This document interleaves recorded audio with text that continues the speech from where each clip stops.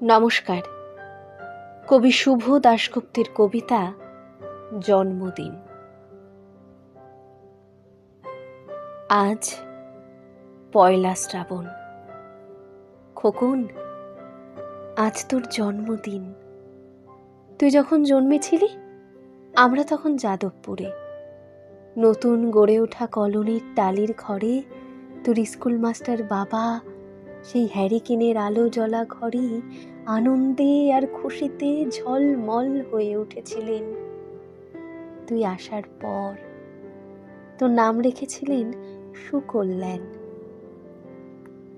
মানুষটার মনটা ছিল শিশুর মতন, অভাবে অনটনে বেঁচে থাকা নানা দুর্বিপাকেও ভেঙে পড়তেন না কখনো। সকলের ভালো চাইতেন মন থেকে, বলতেন, দেখো একদিন এই দেশের মানুষ ঠিক খুঁজে পাবে মুক্তির পথ। শোষণ থেকে মুক্তি, দারিদ্র্য থেকে মুক্তি, অশিক্ষা থেকে মুক্তি। আজ পয়লা শ্রাবণ। খোকন, আজ তোর জন্মদিন। ছোটবেলায় তোর মনে আছে আমাদের ভাঙা মেঝেতে বাক্স থেকে বার করা মেজমাসির হাতের তৈরি আসনটা পেতে দিতাম, সামনে রাখতাম ঠাকুরের আসনের প্রদীপখানা। তুই বসতিস বাবু হয়ে চুপটি করে। তোকে আমরা একে একে ধান দুব্য মাথায় দিয়ে আশীর্বাদ করতাম। বাবা বলতেন, বড় হও, মানুষ হও। তোর বাবার সেই বন্ধু ঘোষ কাকা, তিনি বলতেন, বেঁচে বর্তে থাকো।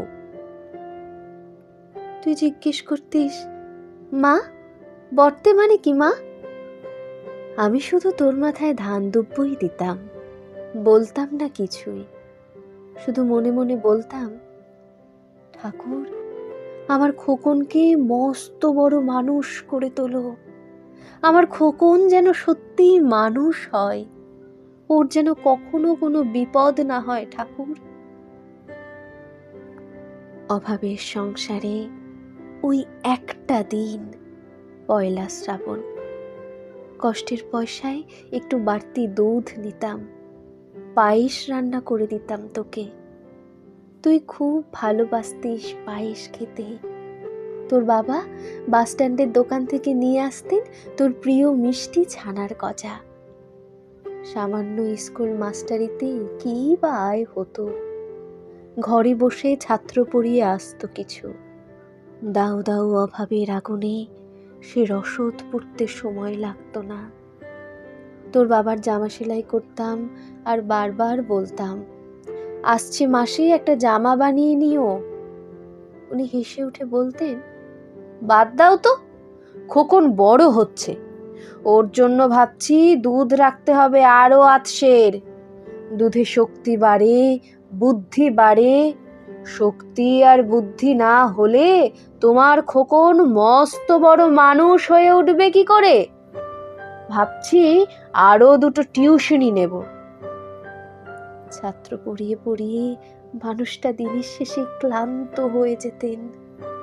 বারান্দার ধার ঘেঁষে যখন রাত্রের অন্ধকারে জোনাকির ব্যস্ততা আর ঘরে তোর পড়া মুখস্থ করার একটানা সুর আমাদের কলোনির ভাঙাচোরা বাড়িটাকে জীবন্ত করে রাখত, তখন বলতে নামায়, খাওয়া দাওয়া একটু করো, তোমার চেহারাটা বড় ভেঙে পড়ছে দিন দিন। শাড়িটাও তো দেখছি বেশ ছিঁড়েছে। কালই আমি ফেরার পথে একটা শাড়ি নিয়ে আসবো, ধারেই আনবো।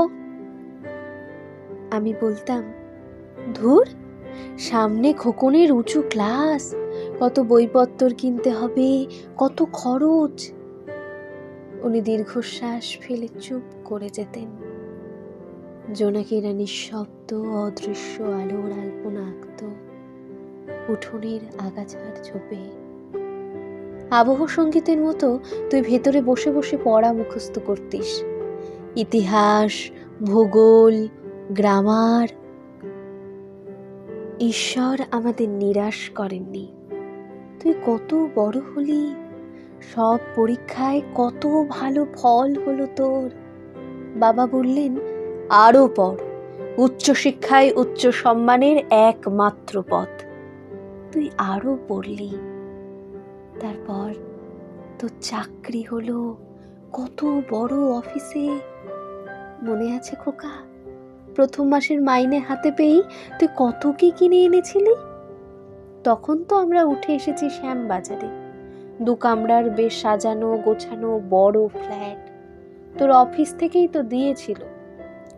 সেই বাড়ি, সেই ঘর, সেই ব্যালকনি, কত স্মৃতি, কত ছবি। ওই বাড়িতেই তো আশ্বিনের ঝোড়ো বিকেলে, তোর মনে আছে খোকন, তোর বাবা যে দিনটাতে চলে গেলেন?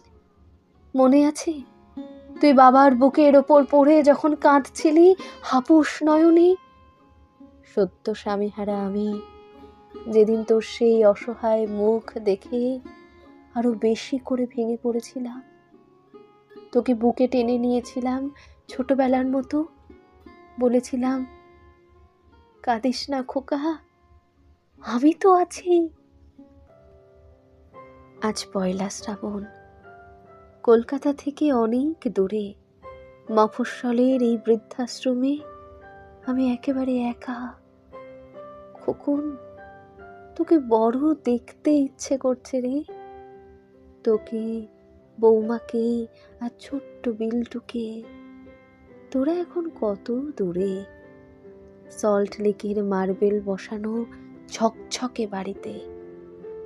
আজ তোর জন্মদিনের নিশ্চয়ই খুব বড় পার্টি হচ্ছে, তাই না রে খোকন?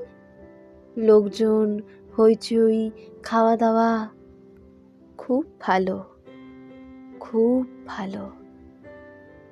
খোকন, আজ পয়লা শ্রাবণ। আমার বড় মনে পড়ছে যাদবপুরের ভাঙা ঘরে রাত্রে তুই আমার পাশে শুয়ে মাঝে মধ্যে হঠাৎ খুব ভয় পেয়ে জড়িয়ে ধরতিস আমাকে।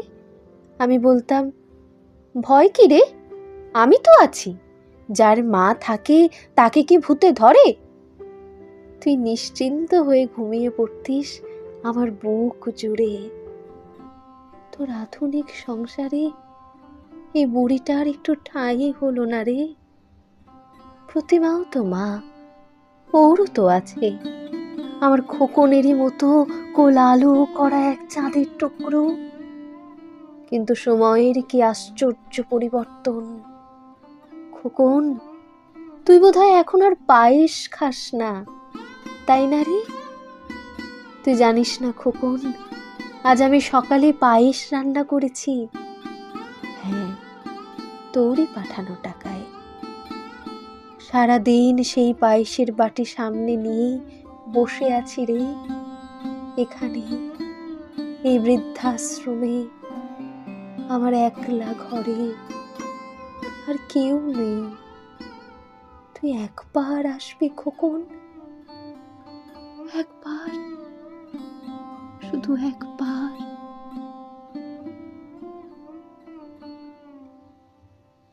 নমস্কার।